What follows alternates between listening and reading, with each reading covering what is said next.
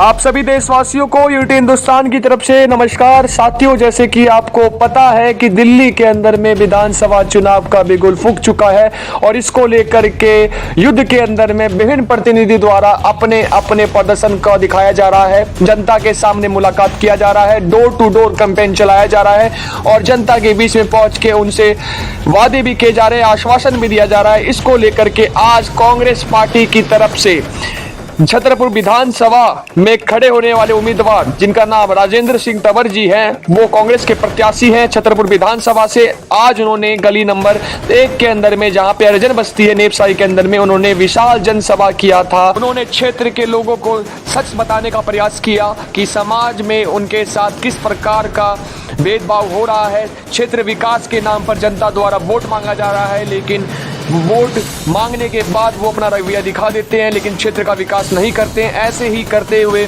वो क्षेत्रों के अंदर में भ्रमण कर रहे हैं, लोगों को जागरूक कर रहे हैं। उन्होंने कहा है कि हमने आम आदमी पार्टी का भी समय देख लिया और बीजेपी का भी समय देख लिया। उन्होंने बोला कि एक बार कांग्रेस को मौका दीजिए और समाज में विकास की लहर देखिए। साथ ही साथ आज कुमारी सलीला जी भी, जो कि पूर्व केंद्रीय मंत्री रह चुकी हैं और लोकसभा की सांसद हैं, उन्होंने राजेंद्र सिंह तंवर जी का समर्थन करने के लिए, लोगों के अंदर में सच और झूठ का पर्दाफाश करने के लिए इस रैली में उन्होंने और इस सभा के अंदर में उन्होंने सच बिल्कुल बताया और जनता के सामने सच रखने का प्रयास किया। उन्होंने महिलाओं को, बेटियों को, पुरुषों को, सभी को सच का आईना दिखाने का प्रयास किया और आज इसको लेकर के पूरे विधानसभा के अंदर में चर्चा बनी हुई है। और कांग्रेस को लेकर के हमने उनसे क्या बातें की और चुनाव को लेकर हमने उनसे क्या बातें की, जरा सुनिए इस वीडियो में। छतरपुर विधानसभा को लेकर के क्षेत्र के अंदर में बहुत सारी समस्या देखने को मिल रही है। सड़क की समस्या, जल निकासी की समस्या, स्वास्थ्य का अभाव, शिक्षा का अभाव, लेकिन जो भी विधायक यहाँ पे चुना जाता है उस क्षेत्र के विकास को लेकर कोई भी नजर नहीं डालता। तो सर, अगर सत्ता में आते हैं, क्योंकि सर आप विधायक नहीं रह चुके हैं फिलहाल अभी वर्तमान में यहाँ पे, लेकिन अगर आप आते हैं तो यहाँ की जनता को क्या बोलना चाहेंगे? अब तक हमारे इस विधानसभा का यही दुर्भाग्य रहा कि ऐसे लीडर नहीं, प्रॉपर्टी डीलर चुने जाते रहे हैं। वो केवल और केवल एमएलए-शिप को पैसा कमाने का एक माध्यम बनाते हैं और चुनाव में वोट लेने के बाद, जीतने के बाद फिर वो शक्ल तक भी नहीं दिखाते। और उसी का ये नतीजा है कि आज तमाम क्षेत्र की जनता उनसे बहुत ज़्यादा नाराज़ है, दुखी है। और मुझे पूरा यकीन है जिस तरीके से लोग हमारे साथ जुट रहे हैं और मेरे ऊपर और कांग्रेस पार्टी के ऊपर जो विश्वास जता रहे हैं, क्योंकि हम केवल और केवल यहाँ पर क्षेत्र के विकास का मुद्दा लेकर चल रहे हैं और लोग हमारे साथ इसी उम्मीद के साथ लगे हुए हैं कि अगर कोई यहाँ विकास करा सकता है तो वो कांग्रेस पार्टी ही करा सकती है। इसलिए मैं कह सकता हूँ कि यहाँ से हम चुनाव अवश्य जीत रहे हैं।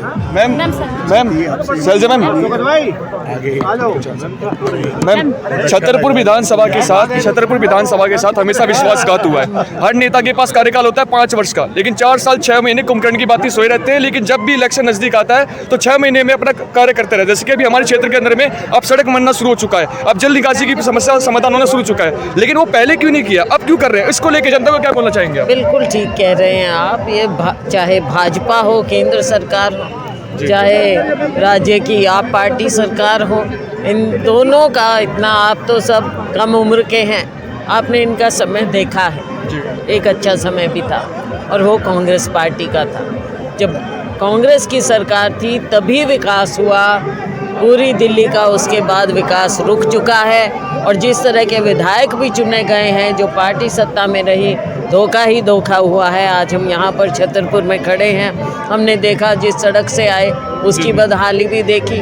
पूरी दिल्ली में, दिल्ली तो कचरा कैपिटल बन चुकी है और कभी पानी के नाम पर राजनीति, असली प्रदूषण तो इन दोनों पार्टियों ने फैलाया हुआ है। अब समय है, हम पूरा विश्वास करते हैं कि कांग्रेस पार्टी आगे आएगी और छतरपुर से हमारे विधायक बनेंगे राजेंद्र तंवर जी। मैम, समाज को धर्म जाति के आधार पर तोड़ करके अपनी राजनीति करना, ये किस प्रकार की राजनीति कहलाती है?